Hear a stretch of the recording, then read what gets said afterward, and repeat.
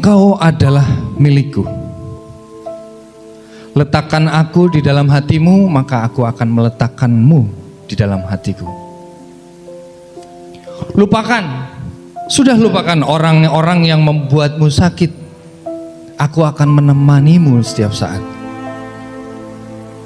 Aku akan berlari saat kamu memanggilku. Aku bersumpah mencintaimu dengan cara yang berbeda. Ada yang tahu siapa yang menyampaikan ini?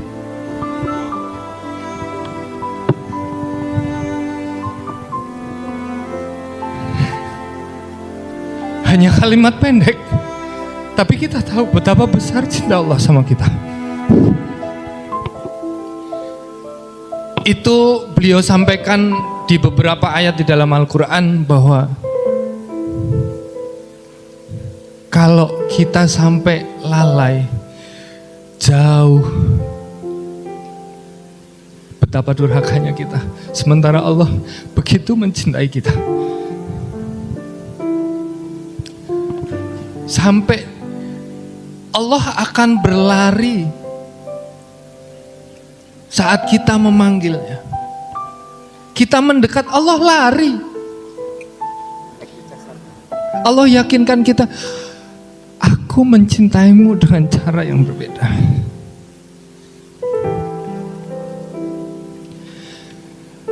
Saya mencuplik sebuah kalimat yang sangat menohok. Adalah pemikiran bodoh. Jika umat berjuang mati-matian menegakkan syariat, sementara tidak memperdulikan akidah,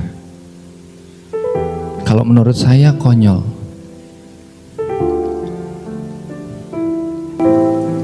Artinya apa? Kita semuanya di sini sedang berikhtiar, betul? Kita sedang berusaha.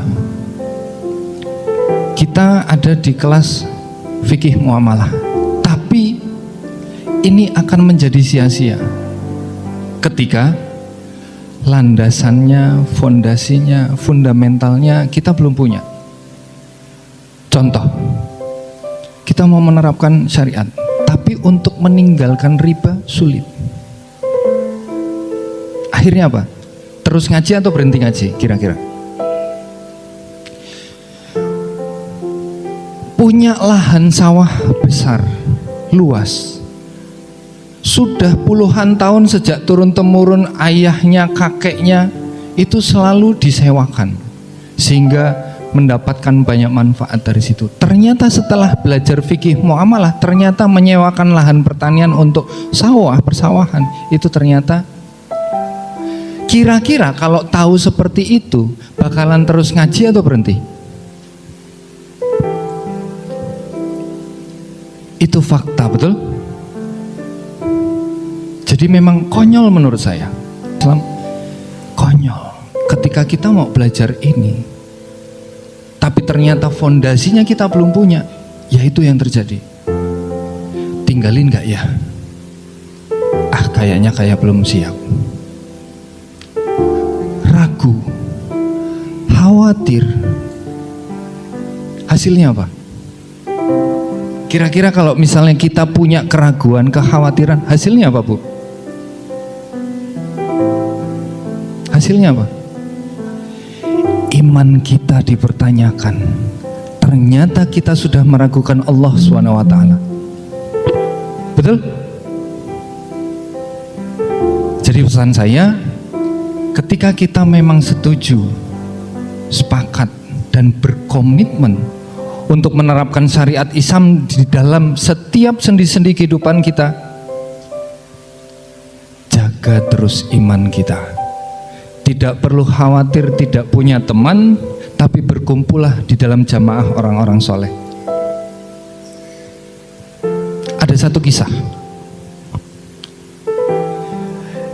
Bapak dan Ibu ingat gak ceritanya Nabi Ismail kecil? Ingat ceritanya? air Zam-Zam. Ingat ceritanya? Ada yang tahu nggak kenapa air Zam-Zam keluar setelah di marwah yang ke-7? Kenapa enggak 4, 5? Ada yang tahu nggak?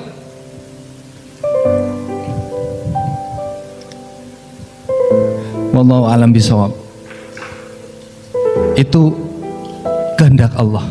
Kita nggak bisa. Sebagian ulama berpendapat, ya itu memang sudah ketetapan Allah. Mungkin kalau lebih dari situ ada kemungkinan Nabi Ismail bisa wafat karena sudah kehausan. Ingat ketika Nabi Ibrahim dibakar.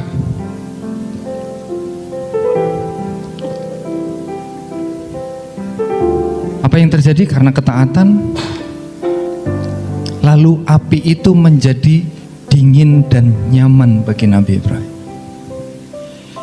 Ingat kisahnya Nabi Musa? Kira-kira kalau Allah nggak bukakan jalan melalui terbelahnya lautan itu, bisa kemana? Bisa kemana?